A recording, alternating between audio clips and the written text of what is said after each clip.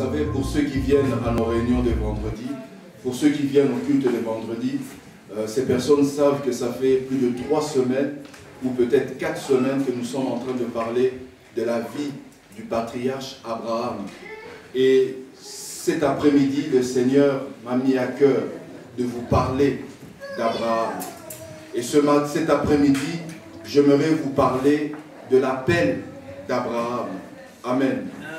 Alors nous trouvons l'histoire du patriarche Abraham dans le livre de la Genèse, Genèse chapitre 12, que je nous invite à prendre pour ceux qui ont leur Bible avec eux.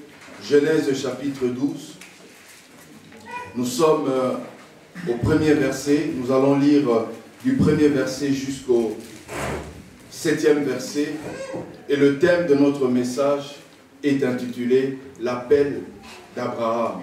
La Bible dit dans Genèse chapitre 12, verset 1er, « L'Éternel dit à Abraham, va-t'en de ton pays, de ta patrie et de la maison de ton père dans le pays que je te montrerai. Je ferai de toi une grande nation, je te bénirai et je rendrai ton nom grand, et tu seras une source de bénédiction.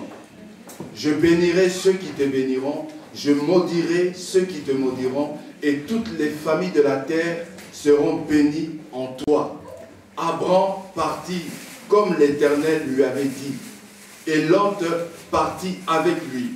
Abraham était âgé de 75 ans lorsqu'il sortit des Charans.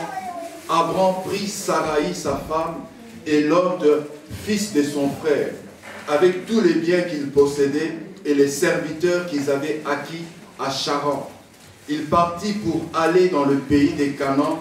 Ils arrivèrent au pays des Canaan. Abraham parcourait le pays jusqu'au lieu nommé Sichem, jusqu'au chêne de Morée. Les Cananéens étaient alors dans le pays. L'Éternel apparut à Abraham et dit, « Je donnerai ce pays à ta postérité. » Abraham bâtit là un autel à l'Éternel qui lui était apparu. Amen. Amen. Le thème que j'aimerais aborder cet après-midi est intitulé « L'appel d'Abraham ». Abraham, bien-aimé dans la Bible, n'est pas n'importe qui. Abraham dans la Bible fait partie de ces grands personnages. La figure d'Abraham dans la Bible, c'est une grande figure. Pourquoi? Parce que Abraham est appelé le père des croyants. Abraham, bien-aimé, il est celui qui a été appelé l'ami de Dieu. Abraham, c'est par lui, bien-aimé, que les nations seront bénies et sont bénies. Donc comprenez que Abraham, lorsque nous parlons du patriarche Abraham, nous ne parlons pas d'un petit personnage. Nous ne parlons pas d'un simple homme, mais nous parlons d'une grande figure, d'un grand personnage. Dans le passage que nous avons lu dans Genèse chapitre 12, la Bible nous parle de l'appel d'Abraham. La Bible nous dit que l'Éternel appela Abraham. Dieu bien-aimé, il est celui qui appelle des hommes et des femmes. Lorsque vous lisez la Bible, vous allez vous rendre compte que de la Genèse à l'Apocalypse, Dieu ne fait que appeler des hommes et des femmes. Et c'est de la même façon que Dieu a appelé Abraham. Mais la question qu'on pourrait se poser cet après-midi, pourquoi Dieu avait-il appelé Abraham? J'aimerais vous dire que lorsque Dieu appelle un homme, ou lorsque Dieu appelle une femme, c'est toujours pour une bonne raison. C'est toujours pour un but. Proverbe dit que Dieu a fait toutes choses pour un but. Il n'y a rien que Dieu a fait qui soit sans but.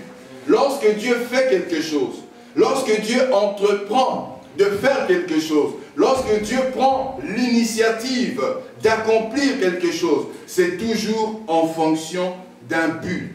Amen. La Bible nous dit dans Jérémie chapitre 29, verset 11, « Je connais le projet que j'ai formé sur vous, projet de bonheur et non de malheur, afin de vous donner un avenir fait d'espérance. Ce verset nous dit que Dieu, il est celui qui a formé des projets. Dieu est celui qui a conçu, bien aimé, des plans, qui a conçu, bien aimé, de dessins. Dieu est celui qui a un programme. Et j'aimerais dire que Dieu, il a un programme pour tout un chacun d'entre nous. Dieu, il a un plan pour tout un chacun d'entre nous. Comme je le dis souvent ici, il n'y a personne qui soit venu dans le monde pour rien. Lorsque nous venons dans le monde, nous venons pour un but. Lorsque nous venons dans le monde, nous venons pour accomplir quelque chose. Nous ne sommes pas, bien-aimés, des promeneurs dans le monde. Nous ne sommes pas des figurants dans le monde, mais nous sommes des acteurs. Dis à ton voisin, tu es un acteur.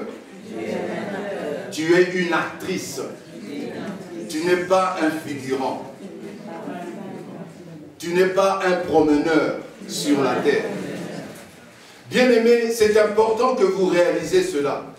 Que vous n'êtes pas le fruit d'un hasard. Vous n'êtes pas l'accident, bien-aimé, biologique de vos parents. Mais si vous êtes sur la terre, vous êtes là pour un but. Vous êtes là, bien-aimé, pour une raison. Et ça, c'est la raison pour laquelle Dieu appelle des hommes et des femmes.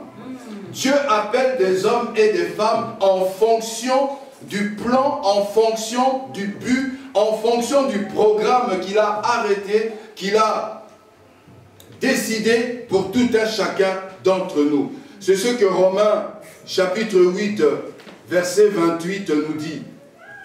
Le livre de Romains, Romains chapitre 8,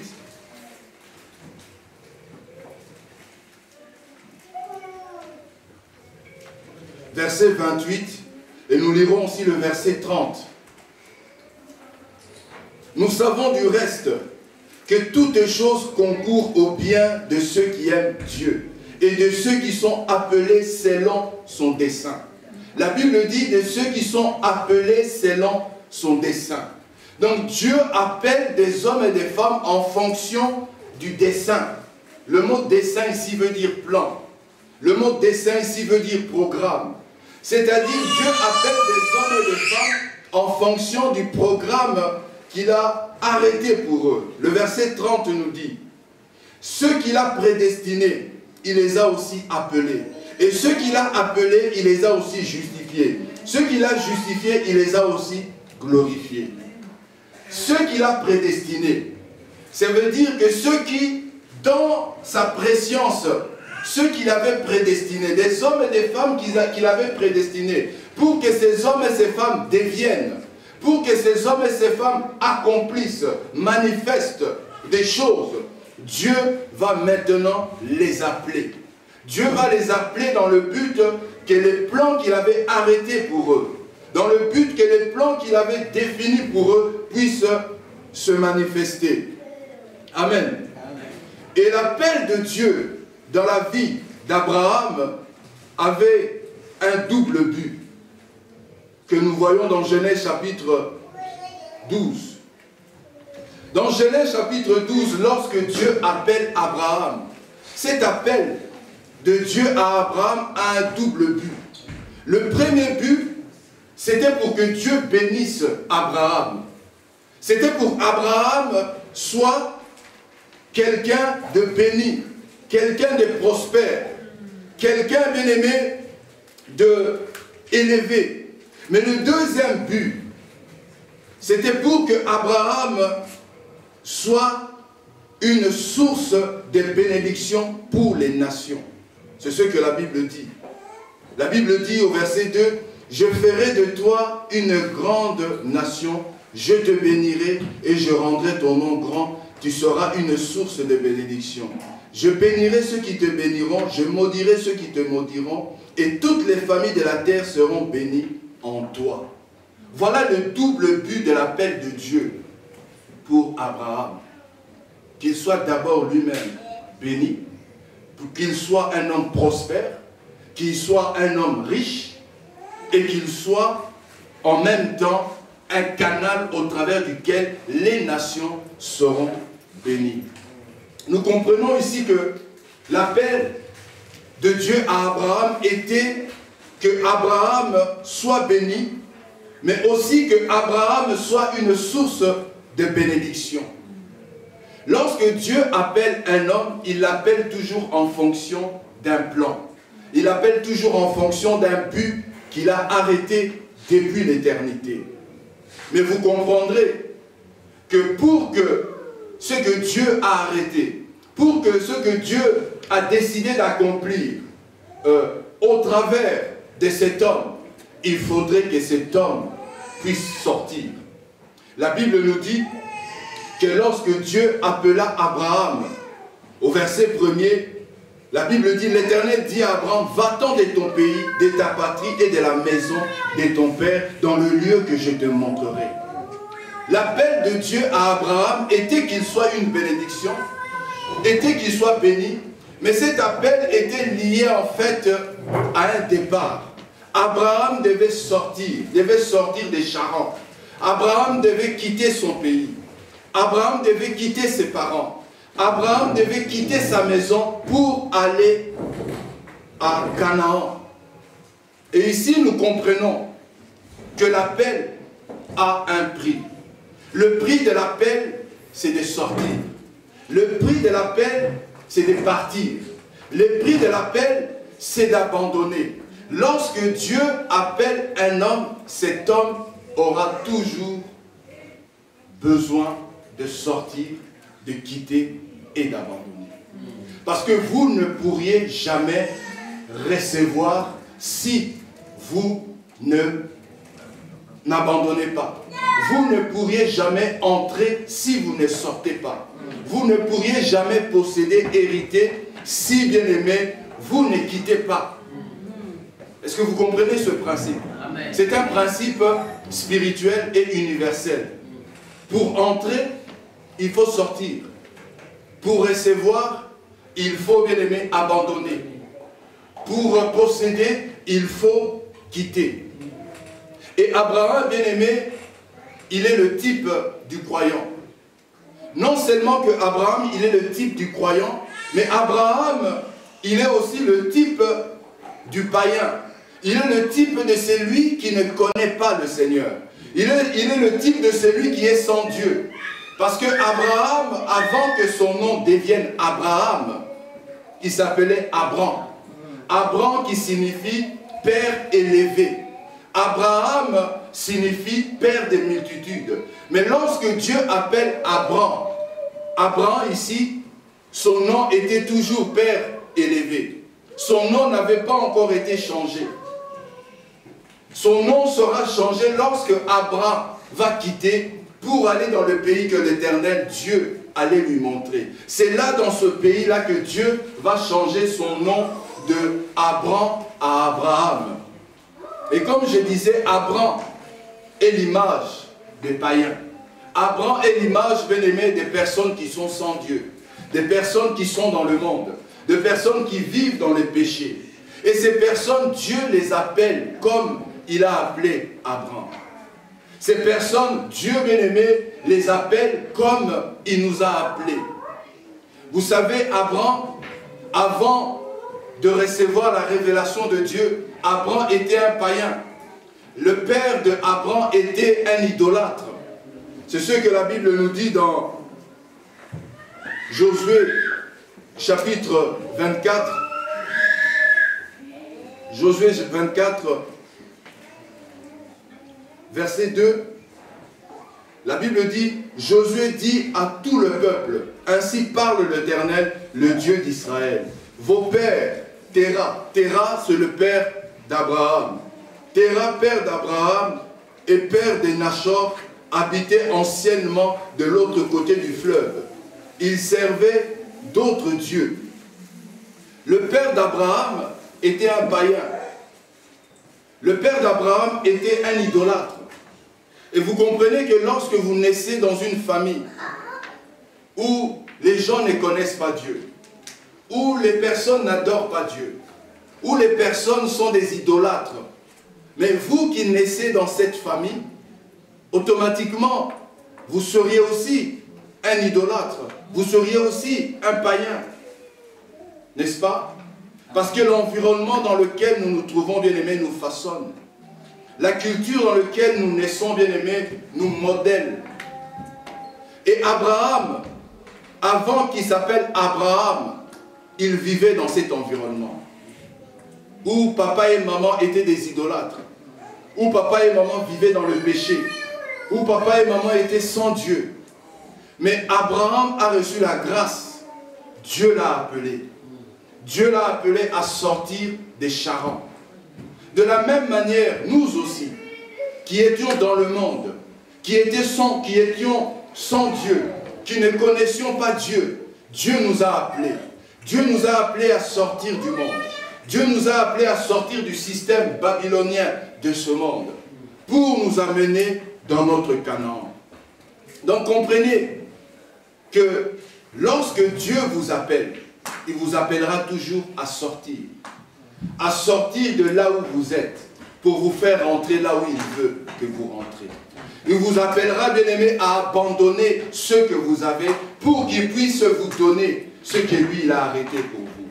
Il vous appellera, bien-aimé, à quitter le lieu où vous vous trouvez pour qu'il vous fasse prendre possession de ce que lui, il a réservé pour vous. Amen. Mais voyez-vous, peu de personnes répondent à cet appel. Peu de personnes répondent comme Abraham.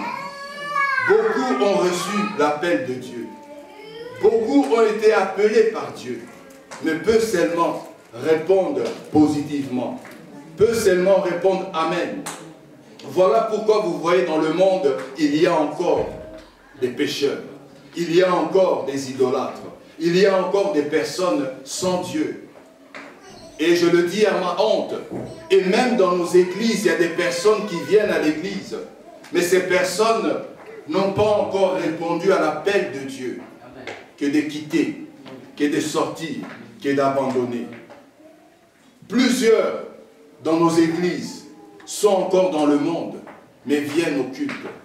Sont encore dans le monde, mais chantent pour Dieu. Quand je dis chanter pour Dieu, ce n'est pas à la chorale, c'est dans l'assistance. Mais comprenez ce principe que je vous disais. Vous ne pourriez jamais recevoir si vous n'abandonnez pas. Vous ne pourriez jamais entrer si vous ne sortez pas. Vous ne pourriez jamais, bien aimé, posséder si vous ne quittez pas. Et c'est là où il y a le problème. Beaucoup veulent recevoir. Beaucoup veulent posséder. Beaucoup veulent entrer. Mais ces personnes ne sont pas prêtes d'abandonner. Amen. L'appel, bien-aimé, a un prix. Et il faut savoir cela. Parce que lorsque Dieu nous appelle, il veut que nous puissions payer le prix de l'appel. Pose la question à ton voisin, est-ce que tu as payé le prix de l'appel? Abraham, lui, il avait payé le prix. Abraham est sorti de Ur. Il est sorti des Charans pour aller à Canaan. Canaan était le lieu de sa bénédiction. Canaan était le lieu où Dieu allait le bénir. Canaan était le lieu où Dieu allait faire de lui un canal de bénédiction. Canaan était le lieu où Abraham allait devenir un homme prospère. Lorsque vous lisez la vie d'Abraham, Abraham n'était pas un petit homme. Abraham n'était pas un simple monsieur. Mais Abraham était un homme prospère. Abraham était un homme riche. Que dirais-je? Richissime. Parce que la Bible dit que des rois venaient conclure des alliances avec Abraham. Vous croyez qu'un roi peut venir conclure une alliance avec un petit? Avec quelqu'un qui n'a rien? Non. Lorsqu'un roi vient chez vous pour conclure une alliance avec vous, c'est parce que ce roi-là estime que vous avez des choses que lui n'a pas. Il estime que vous avez une valeur que lui a besoin. Et Abraham, bien-aimé, n'était pas un petit homme. Si la vie d'Abraham était une vie de bénédiction, une vie de distinction, une vie où Abraham était sorti du lot, c'était parce que Abraham avait répondu à l'appel. C'était parce que Abraham avait accepté de payer le prix de l'appel.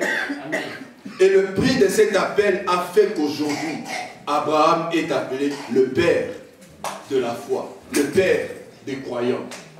Et aujourd'hui, pratiquement toutes les religions monothéistes, c'est-à-dire le judaïsme, le christianisme et l'islam, se réclament de la paternité d'Abraham. Abraham, bien aimé, n'est pas n'importe qui. Mais j'aimerais dire que si Abraham n'avait pas répondu à cet appel de Dieu de sortir, Abraham saurait rester dans l'anonymat. Est-ce que tu comprends? Aujourd'hui, on n'allait même pas parler d'Abraham. Mais si aujourd'hui on parle d'Abraham parce qu'il a accepté de payer le prix. J'aimerais dire à quelqu'un, tu dois accepter de payer le prix. Parce que ce que Dieu a pour toi est meilleur que ce que tu crois que tu as. Alléluia. Souvent nous pensons que ce que nous avons est meilleur. Mais au contraire, ce que Dieu a à nous offrir, ce que Dieu a à nous donner sera toujours 1000 fois, 10 000 fois, 1 million de fois, Anaïs, 10 milliards de fois plus. Mais nous n'avons pas toujours conscience de ça. Voilà pourquoi nous rechignons. Voilà pourquoi nous refusons de répondre positivement à l'appel de Dieu. Nous voyons le prix que nous payons au moment où Dieu nous appelle. Mais nous ne voyons pas la récompense qui s'ensuit. Est-ce que vous comprenez? Si tu réponds à cet appel, tu vas payer le prix. Tu vas payer le prix. Mais comparé à ce que Dieu réserve pour toi, n'est rien de ce que tu vas perdre. Mais vous voyez, le problème, c'est qu'on voit plus ce qu'on a à perdre. On ne voit pas ce qu'on a à gagner. Mais quand tu vois ce que tu as à gagner, eh bien tu accepterais de perdre ce que tu as maintenant pour entrer dans le meilleur de Dieu. Qui veut le meilleur de Dieu? Amen. Nous voulons tous le meilleur de Dieu, mais peu seulement d'entre nous sont prêts à payer le prix pour le meilleur de Dieu. Je vais vous dire, la leçon que j'aimerais que vous retenez dans ce que je dis, c'est que vous ne pourriez jamais posséder si vous ne quittez pas. Vous ne pourriez jamais entrer si vous ne sortez pas. Vous ne pourriez jamais, bien aimé, recevoir si vous n'abandonnez pas. Et tant que tu ne comprendras pas ce principe-là, tu resteras toujours dans cette maison. Tu resteras toujours au chômage. Tu attendras toujours qu'on puisse te donner des 100 €, de 50 €, au lieu que toi-même, que tu puisses te lever et travailler. Je disais que Abraham, aujourd'hui, si on parle de lui, c'est parce qu'il a payé le prix. Il a payé le prix de sortir de sa zone de confort. Abraham était dans une zone de confort où il connaissait les gens, où les gens le connaissaient, où il avait des repères. Mais Dieu est venu le faire sortir de sa zone de confort. Parce que aussi longtemps que tu resteras dans ta zone de confort, tu ne progresseras pas. Vous savez, le problème aujourd'hui, c'est quoi? Le problème aujourd'hui, c'est que les gens se plaisent dans leur zone de confort. Or, si tu te plais dans cette zone de confort, tu ne pourras jamais évoluer. Pour évoluer, tu dois accepter d'aller dans une zone d'inconfort. Tu dois accepter d'aller dans un endroit où tu n'as plus de repères, où les gens ne te connaissent pas, où il y a des choses qui ne te sont pas familières, où il y a des étrangers. C'est cela que Abraham a expérimenté. Imaginez Abraham quitter amis, père, mère, aller dans une destination inconnue. Et c'est ça la zone d'inconfort. Mais nous voyons que cette zone d'inconfort a manifesté la bénédiction. Vous savez, lorsque Dieu vous demande de sortir, de quitter, d'abandonner, il vous place dans une zone d'inconfort. Il vous place dans une zone d'inconnu, où vous perdez vos repères, où vous ne savez plus s'il faut aller à gauche ou à droite. Mais c'est à ce moment-là que Dieu va te conduire. C'est à ce moment-là que Dieu va te diriger. Parce que là où Dieu veut te conduire, toi tu ne le sais pas. C'est Dieu qui le sait. Voilà pourquoi tu sens que, oh, je commence à perdre mes repères là. Je ne me retrouve plus. Mais justement, parce que si tu te retrouvais, Dieu n'allait pas te demander de partir. Dis à ton voisin, accepte l'inconfort du maintenant pour le bonheur de demain.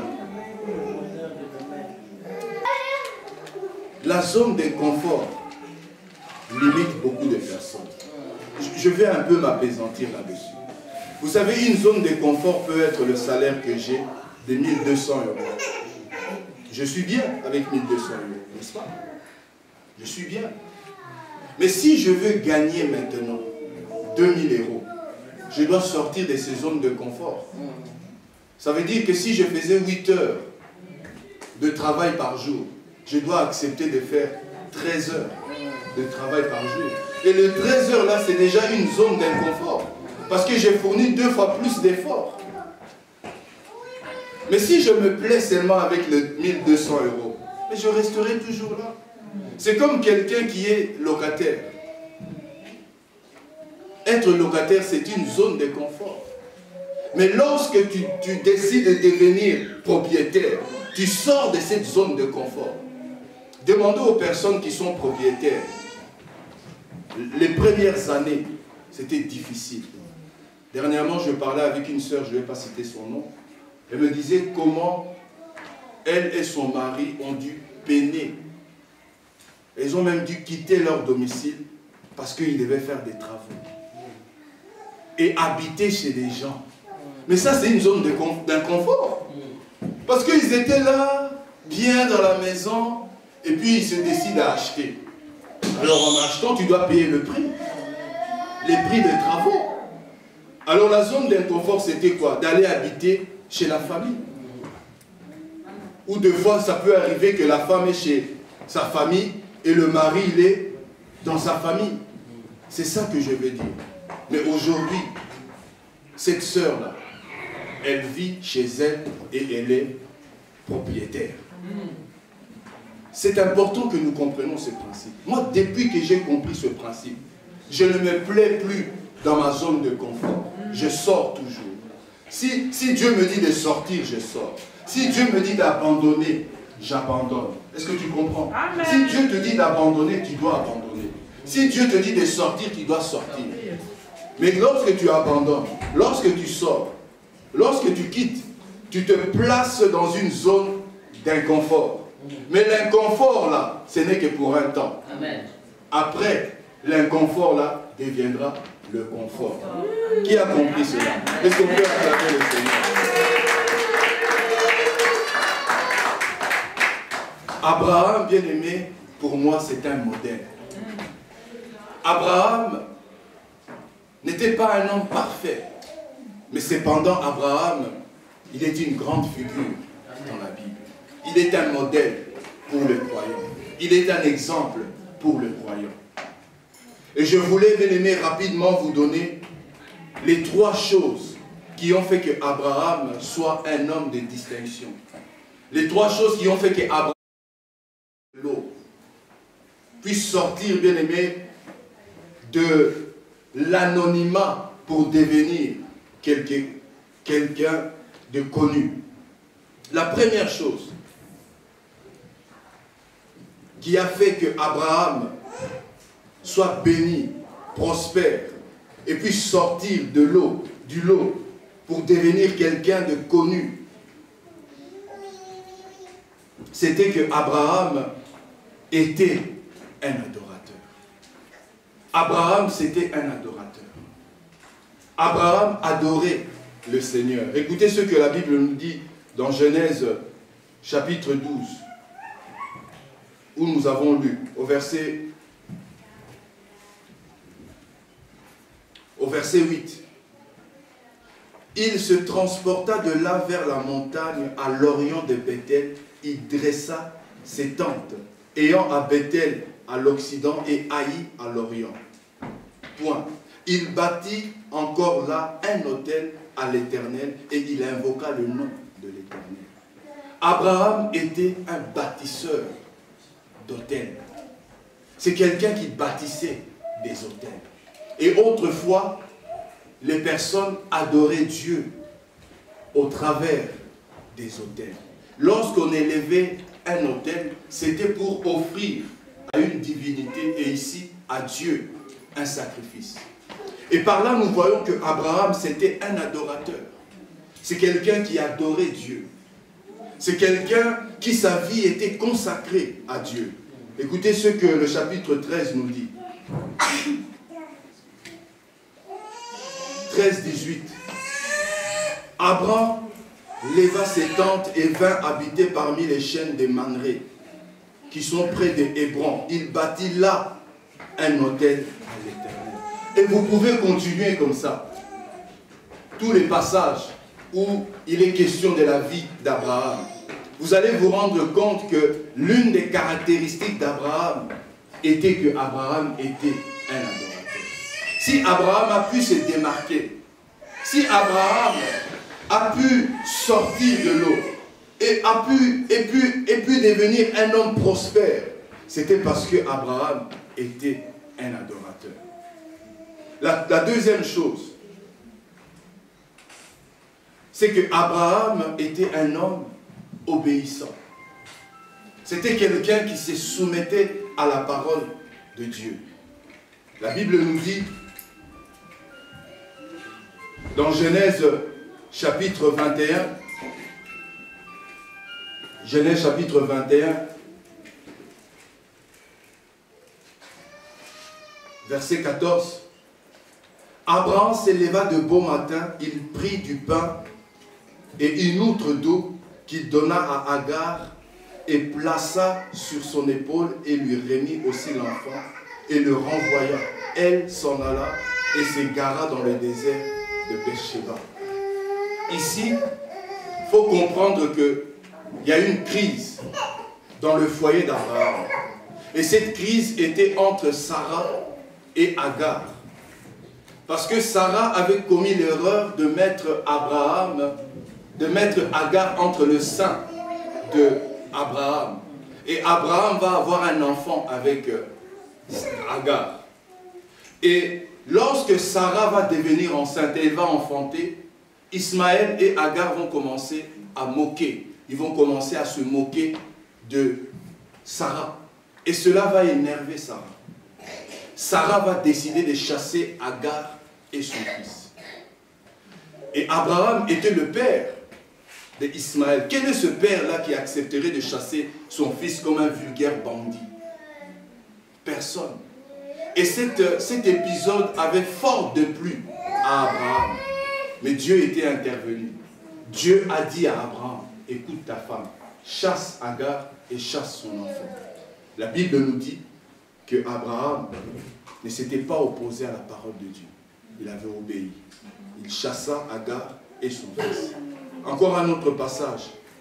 Genèse chapitre 22, versets 1 à 3. Après ces choses, Dieu mit Abraham à l'épreuve et lui dit, Abraham, il répondit, mais voici. Dieu dit, prends ton fils, ton unique, celui que tu aimes, Isaac, va-t'en au pays de Morija, et là offre-le en holocauste sur l'une des montagnes que je te dirai. Abraham s'éleva de bon matin, scella son âne, prit avec lui 2 serviteurs et son fils Isaac. Il fondit du bois pour l'holocauste et il partit pour aller au lieu que Dieu lui avait dit. Encore là, il obéit. Vous imaginez la scène ici? Dieu lui demande de lui offrir son fils, de lui donner son fils en sacrifice. Abraham ne se pose pas de questions. Il ne dit pas, mais Seigneur, quand même, j'ai attendu 25 ans. Hein? 25 ans, Seigneur. Et maintenant, là, tu vas me demander de te le donner. La Bible dit, dès le matin, ça sous-entend que c'était la veille. Le matin, il se lève, de beau matin, de bonne heure, il va. L'obéissance. Et enfin, pour terminer avec l'obéissance, nous allons prendre Hébreux chapitre 11,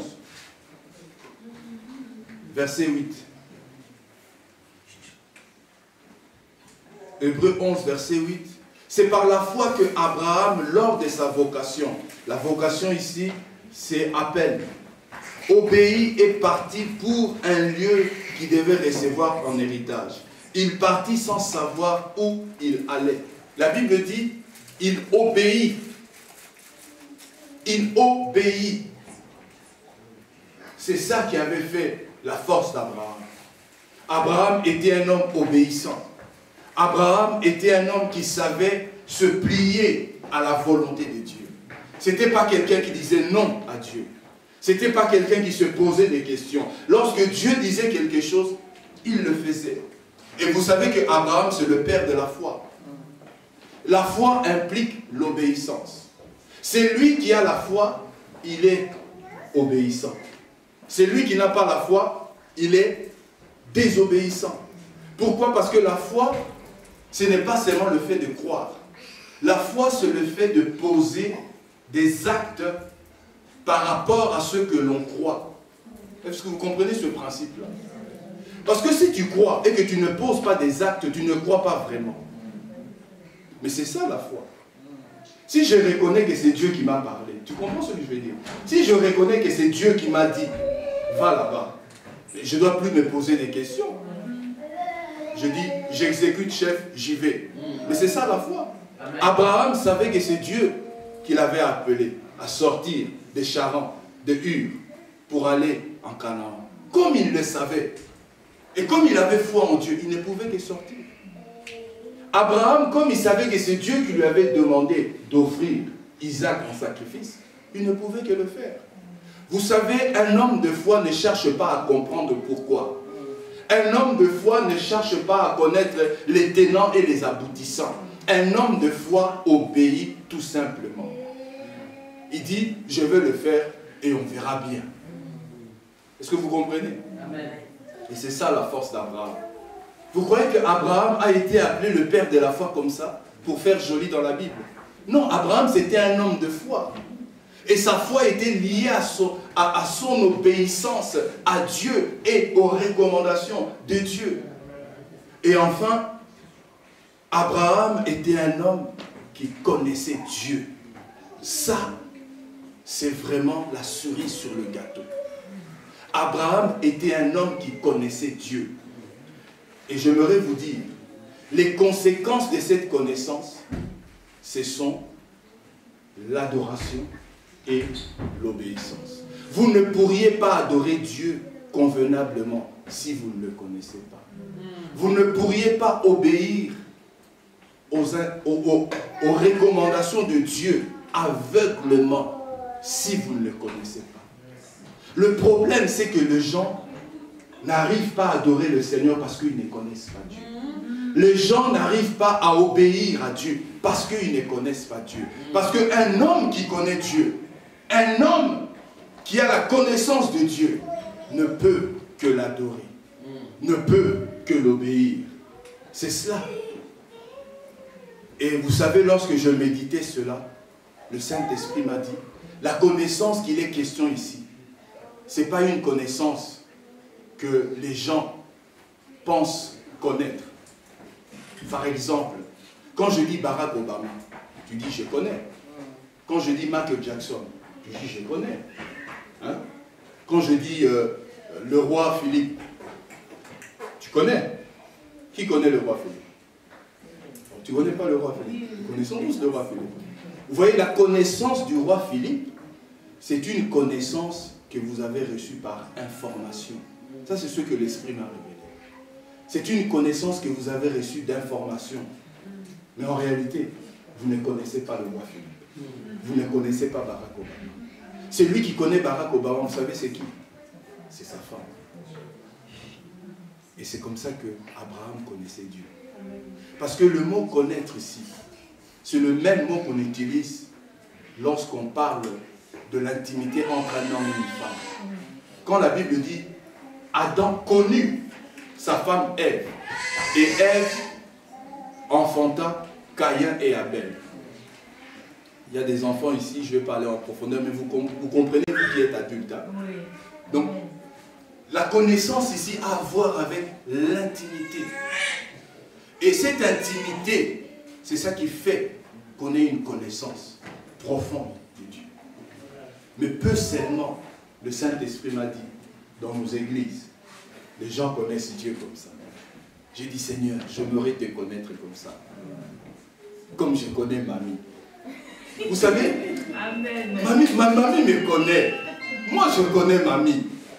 Vous savez que mamie me connaît mieux que mes parents. Mamie me connaît mieux que vous tous ici réunis. Parce que c'est mamie qui vit dans mon intimité. Mamie connaît mes faiblesses, il connaît aussi mes qualités. Mais vous ne voyez que le pasteur. Vous ne voyez que la partie que je veux bien vous montrer. Vous ne connaissez que les informations que vous recevez de gauche à droite. Mais mamie, elle me connaît. Je la connais.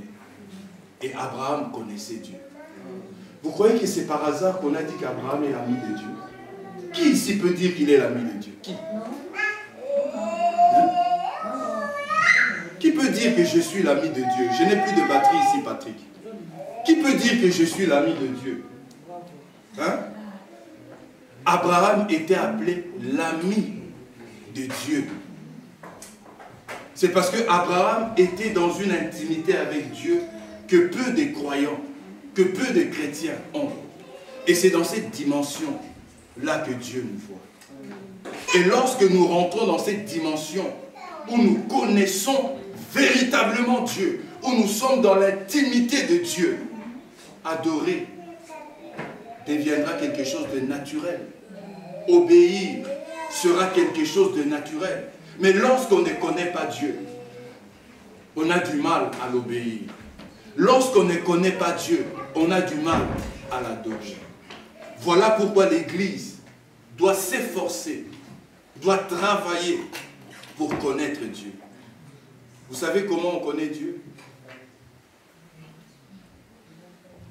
Dieu, on le connaît au travers de deux choses. La première chose, c'est la parole. Si vous voulez connaître Dieu, vous devez commencer à étudier sa parole. Vous devez commencer à lire la Bible. C'est en lisant la Bible que vous allez découvrir Dieu, que vous allez connaître Dieu. Parce que la Bible nous révèle la personnalité de Dieu. La Bible nous révèle le cœur de Dieu. Le cœur de Dieu est dépeint dans la Bible. Et si tu veux connaître Dieu, commence à méditer la parole. La deuxième chose, pour connaître Dieu, il faut être un homme de prière. Mais quand je dis homme de prière, ce n'est pas prier pour que Dieu donne-moi un mari. Dieu donne-moi du travail. Dieu donne-moi un séjour. Non. La prière ici, c'est Seigneur, je veux plus de toi. Seigneur, je veux te connaître. Seigneur, je veux entrer dans ton intimité. Seigneur, je veux rester là dans ta présence à te contempler. Et c'est ça qui amène la connaissance. Quand tu pries seulement pour toi, pour tes besoins, tu n'auras pas une grande connaissance de Dieu. Et c'est ce que nous faisons, non, à l'église. Hein? Vrai ou faux? Hein? La majorité de nos prières, en tout cas 99%, hein, se portent sur les demandes. Hein, papa Didier? Nzambe pesanga, Nzambe salaboye, Nzambe oyo kata yo kata ndambwa, Nzambe mono vraiment bikisaye. Mais peu seulement dit, Seigneur, je veux plus de toi. Seigneur, je veux rentrer dans ton intimité. Seigneur, je veux savoir ce qu'il y a dans ton cœur. Combien sont ces gens-là qui le font encore? Et c'est ça qui amène la connaissance. Et lorsque tu auras la connaissance, adorer sera un plaisir. Un plaisir, vraiment. Obéir sera quelque chose de naturel. Parce que tu sais que si Dieu te demande de faire quelque chose, ça ne serait que pour ton bien, parce que tu le connais. Est-ce que vous comprenez? Amen. Si mamie me dit de faire quelque chose, si vraiment je la connais, je sais que ça ne serait que pour mon bien. C'est ce que Dieu m'a dit. C'est cela qui avait distingué Abraham. Et c'est cela qui doit nous distinguer. Mais à une condition. Si nous connaissons le Seigneur, si nous l'adorons et si nous acceptons de l'obéir. Mais ça commence par payer le prix. Je reviens encore à toi. Payer le prix. Tu dois payer le prix. Dieu va t'élever. Et le problème, c'est que tu ne peux pas payer le prix. Tu veux rester dans ta zone de confort. Sors de cette zone de confort. Tu verras ce que le Seigneur fera. Est-ce qu'on peut acclamer le Seigneur? J'invite l'équipe de louange. On va encore adorer le Seigneur pendant 5 minutes. Et après, nous allons